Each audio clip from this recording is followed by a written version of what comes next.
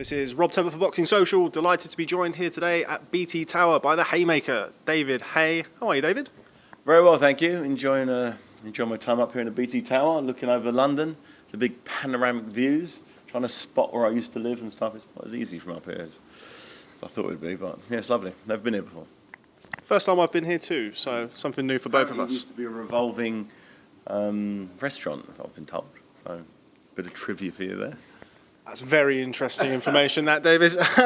So, you are a pundit for BT Sport. Tell me a little bit about that. Yeah, they wanted some expertise, opinions on this cracking rematch, and I was hand up. I'll get involved. It's a great fight. The first fight was tremendous. You know, the skill set, the heart, the desire, the tactics. You know, had everything. Had drama with the result.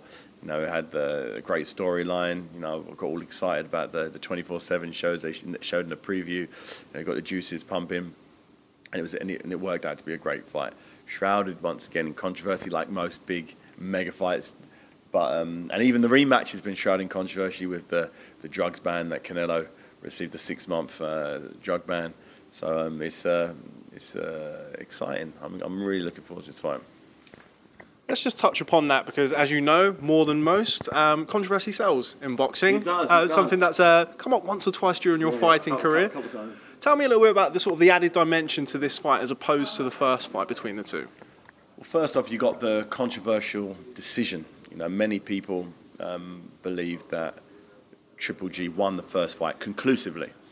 You know, and the fact that Adelaide Bird had it so wide for Canelo really upset people. You know, if it was two judges drew with one for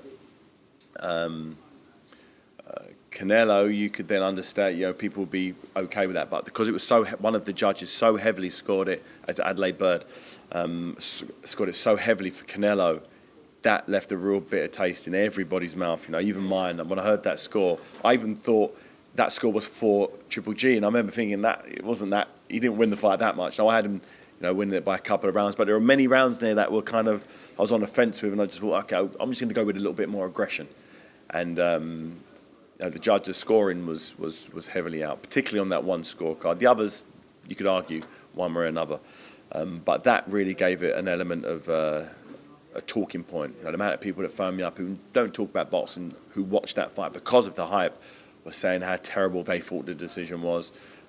But having said that, I've been at fights in the past where ringside, watching the fight from 5 feet away, it looks as though one thing's happening. But when I got home after the fight, everybody told me from watching on television that the fight was completely different to what I saw with my eyes on television. And I think that commentators can affect the thoughts and opinions of the masses that watch the fight. And obviously, as it was only 15,000 seats in the arena and millions of people watching around the world, the millions went with what they saw on television. And I like a bit of controversy, and controversy sells. You know, the fact that it was a draw, I don't think it's the worst thing. I've seen fights go the other way, go the wrong way. A fighter gets a blip on his career, a loss on his career, which he didn't deserve. This isn't one of those occasions. It was a draw, so neither fighter lost, neither fighter won, but they get to do it again. And I think it goes in Canelo's favour because of the age factor. You know, not a lot of people are considering the age. A lot of people are just thinking they thought Triple G won the first fight, so he's going to win the second fight. Doesn't work like that in boxing. You know, I firsthand know how 6 months, 9 months makes a huge difference, or a year makes a difference physically. As you know, I think my last fight was over a year ago, or a year and a half ago, and then the deterioration. You know, not how I felt in training, but how I fought in the ring was very, very evident, but not to anybody other than myself. And I had so many fans comparing me on the first fight. Well, if you fight exactly as you fought in the first fight, but your body holds up, you win the same way. It doesn't work like that. Boxing doesn't work like that. And it all depends on who you're fighting. If you're fighting someone world class, they're not going to do the same things. They're going to change. They're going to up their game. So you need to come back better. So Canelo, I believe, can fight a lot better, whereas Triple G, I'm not sure how much better he can get. He might, he's over a year older now. He's 36. He's on the wrong side of 35, and I definitely feel every month that has gone by has gone in Canelo's favour. He had a fight, an interim fight just to keep busy, which he won via a 2-round knockout. It was a walk in the park really fight. It was a tune-up fight, but he still had to go through the training camp up in Big Bear in altitude, pushing his body, going to run up and down the mountains. So he's got more wear and tear as a result of having that one fight. And I see the slick skills of Canelo being slicker this time. He'd have got better since that first fight. Whereas I'm not sure if Triple G would have got any better. I believe, we've seen him at his best. His fight against Jacobs, for me, I thought he lost that fight. I thought he lost it by a couple of rounds. He didn't look his usual self. He didn't have that same knockout punch, and that was a very controversial decision. Which he fortunately won, because we then got to see the Canelo fight. So I don't think he's the fighter he was prior to the Jacobs fight.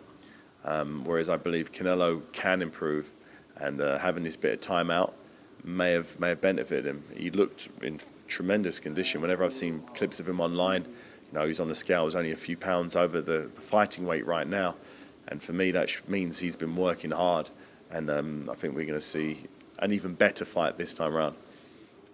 That's quite the breakdown, David. You found yourself a good career there.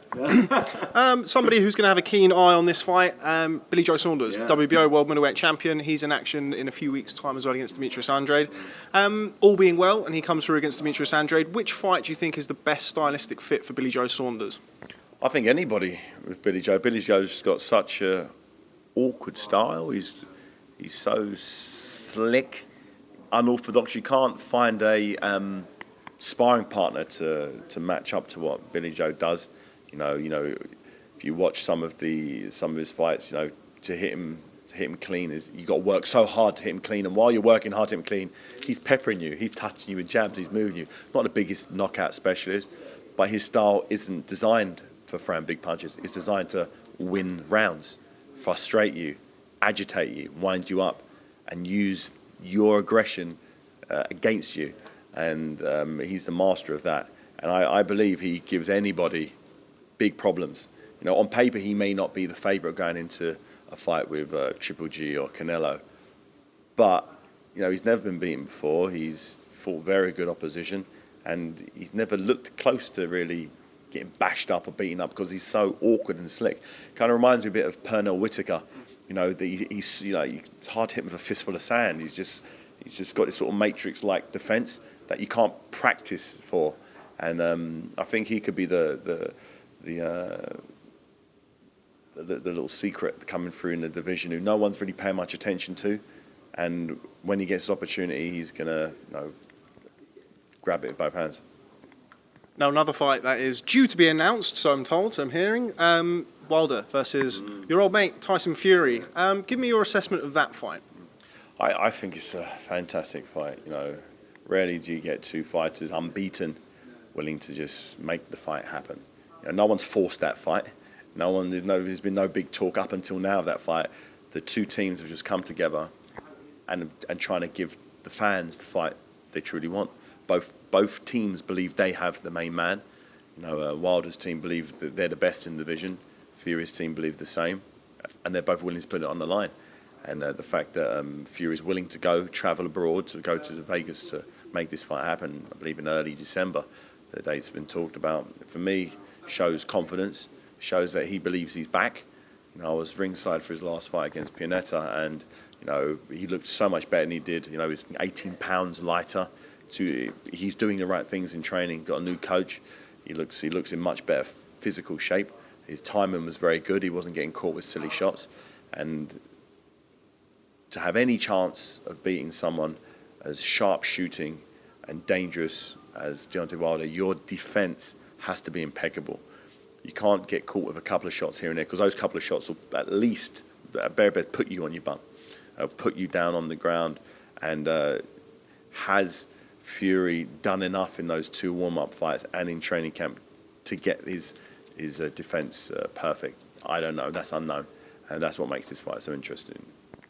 Now, you're somebody at your best. The peak of your powers was somebody not similar in size to Tyson Fury, but you were awkward. You were heavily reliant on reflexes and speed. How difficult was it for you? What was the notable changes for you from that point of view, coming back into fighting after a layoff? You had similar lengths of time out of the ring as Tyson Fury. Yeah. How do you think that will affect Tyson Fury going into a fight with Deontay Wilder?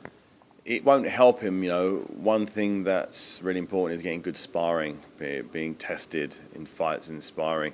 Remember, I was unsuccessful with my comeback. You know, I had 4 comeback fights, 2 wins, 2 losses. And that, for me, is a very different proposition to Tyson Fury. He's a lot younger than I was.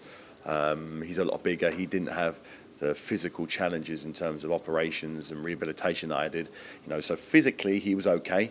It was just more emotional. He has emotional issues that he needed to deal with, which hopefully he's overcome them. It appears as though he's overcome them by his performances in the ring.